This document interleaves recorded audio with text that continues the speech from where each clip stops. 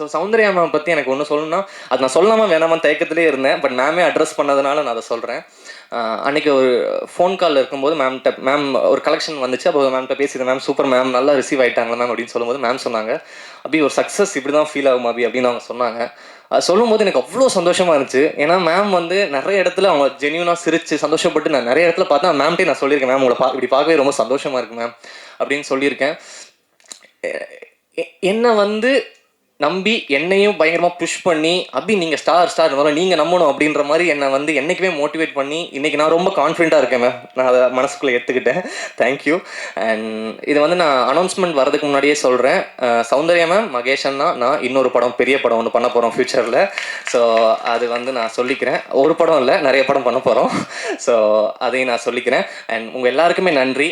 தமிழ்நாட்டில் மட்டும்தான் ஒருத்தர் வந்து புதுசாக யார் வந்தாலுமே வந்து அவங்களுக்கு எந்த பேக்ரவுண்ட் இல்லைனாலும் சரி, அவங்கள வந்து ஹீரோவோ எதுவோ நீங்கள் வந்து அக்செப்ட் பண்ணிக்கிறது வந்து நம்ம ஊரில் மட்டும்தான் ரொம்ப அதிகமாக நடக்குது. அது காரணம் ப்ரெஸ், மீடியா அண்ட் தமிழ்நாட்டு மக்கள். உங்கள் எல்லாருக்குமே ரொம்ப நன்றி.